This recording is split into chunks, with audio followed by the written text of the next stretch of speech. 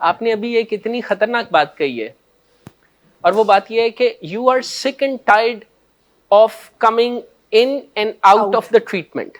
آپ کو اس چیز کی تکلیف ہونی چاہیے کہ آپ ٹریٹمنٹ میں آتے ہیں، یا آپ کو ٹریٹمنٹ میسر ہوتی ہے، یا آپ کو اس چیز کی تکلیف ہونی چاہیے کہ نشے کی بیماری نے آپ کی زندگی کو برباد کر کے رکھ دیا.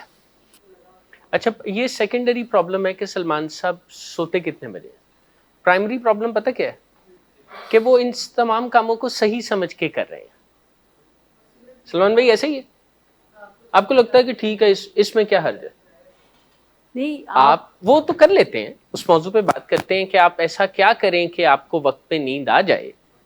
لیکن آپ کی امی نے کہا نا، جیسے وہ کچھ آپ کی ایکٹیویٹی ایسی دیکھتی ہیں جس پر انہیں تشویش ہے، اور انہیں لگتا ہے کہ آپ بڑے نشوں کی طرف جا رہے ہیں. چھوٹا سمجھا جانے والا نشہ تو آپ کر ہی رہے ہیں، سگریٹ، لیکن ان کی یہ فکر ہے کہ آپ بڑے نشوں کی طرف جا رہے ہیں. پرووکنگ کے بارے میں فتویٰ جو مفتی ہیں نا پرووکنگ کے، وہ ہم ہیں.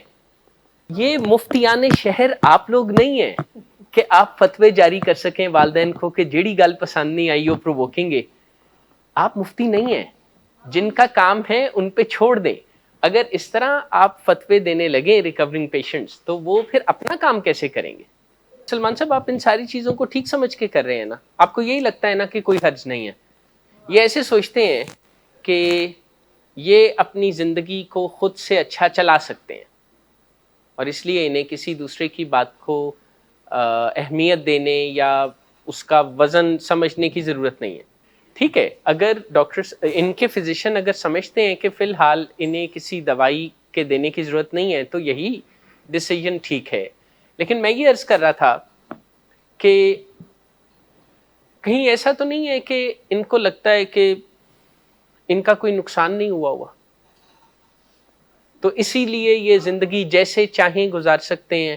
یہ چاہیں تو فجر کے بعد سوئیں اور ظہر کے بعد جاگیں، اداس ناراض ہے.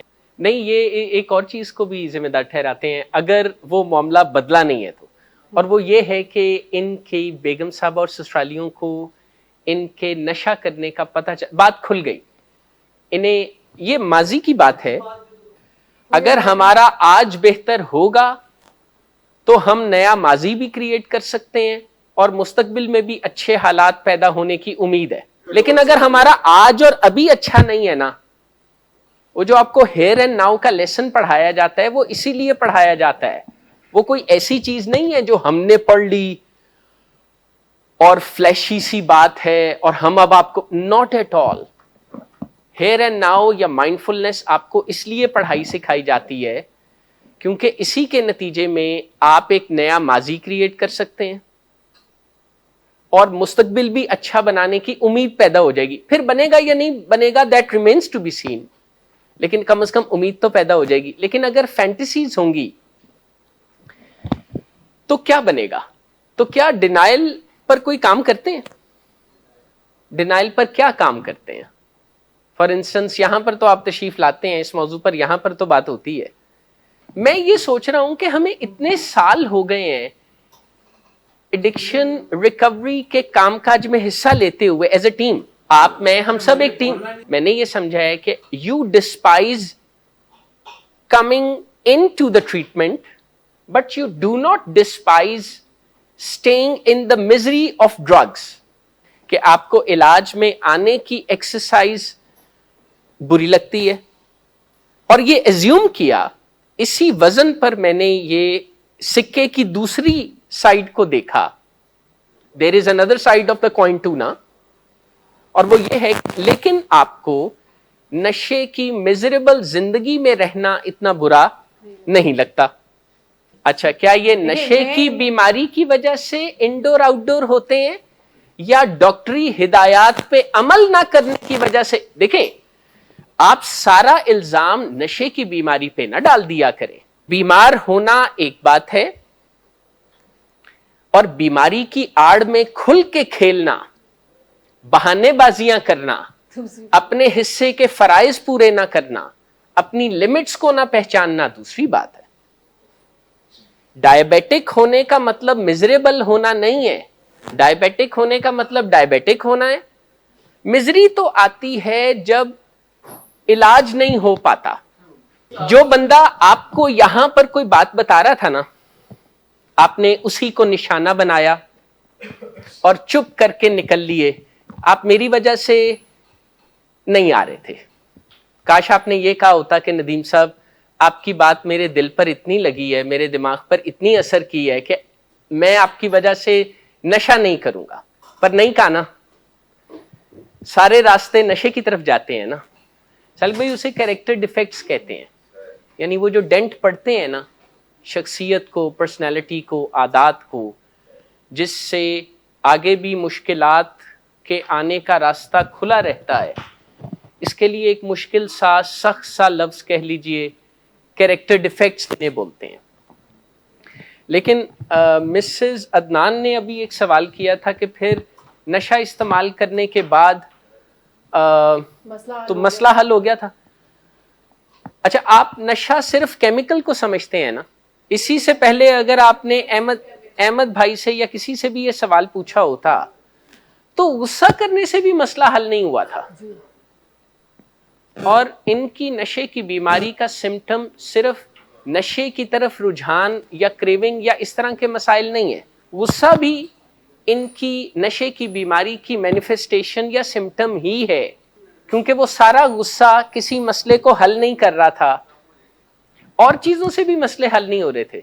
But now I have a question. अब ये मैं आपसे सवाल पूछ रहा हूं, क्या हम नशे की बीमारी की रिकवरी को या एडिक्शन ट्रीटमेंट को कोई प्रॉब्लम सॉल्विंग एक्सरसाइज समझते हैं, या इस बारे में एज अ पेशेंट हर वक्त शिकायतों का अंबार लगाए रखते हैं कि ये ठीक नहीं है और वो ठीक नहीं है और ऐसे ठीक नहीं है और वैसे ठीक नहीं है? क्योंकि असल में ये एक प्रॉब्लम सॉल्विंग एक्सरसाइज भी हो।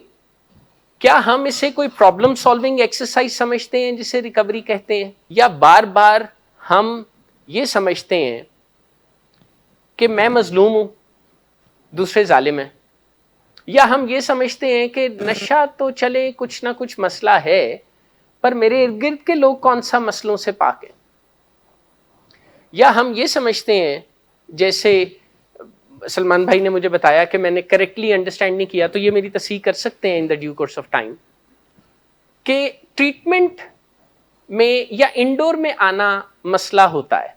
और इससे मैंने एज्यूम किया कि इन्हें लगता है कि नशा करना इतना बड़ा मसला नहीं है। नशा छोड़ने की जर्नी में आपको, मुझे, हम सबको मुश्किलात पेश आएंगी। अगर हम किसी ऐसे स्ट्रक्चर में रहेंगे ना जिसमें शिकनों को साथ साथ निकाला जाता रहे, मसलों को साथ साथ हल किया जाता रहे, तो मसले हल होते जाएंगे। क्योंकि नशा छोड़ने के बाद सारे मसले खत्म नहीं हो जाते, जिंदगी के मसले उभर के सामने आ जाते हैं। Good afternoon sir. Good afternoon. Sir, एक क्लाइंट बहुत देर से आपका इंतज़ार कर रहे हैं। क्या? तुम्हें किसने कहा था अपॉइंटमेंट देने को? सर, कल शाम आप ही नहीं तो कहा था। झूठ बोलती हो तुम। मैंने तुम्हें कब कहा था? तुम सब झूठ बोलते हो मुझसे। शराब नोशी की वजह किरदार की खराबी नहीं, मूड की खराबी है। शराब नोशी कभी भी नशे की बीमारी में बदल सकती है। नशे की बीमारी हर स्टेज पर काबिले इलाज है। मदद हासिल कीजिए, क्योंकि वो ऐसा नहीं करेगा। विलिंग वेज से मदद हासिल कीजिए, कहीं से भी मदद हासिल कीजिए, लेकिन फौरी मदद हासिल कीजिए। जिस मोज़े के इंतजार में आपने बहुत देर कर दी, अब वो दस्तक दे रहा है। मदद हासिल कीजिए, मदद हासिल कीजिए, मदद हासिल कीजिए।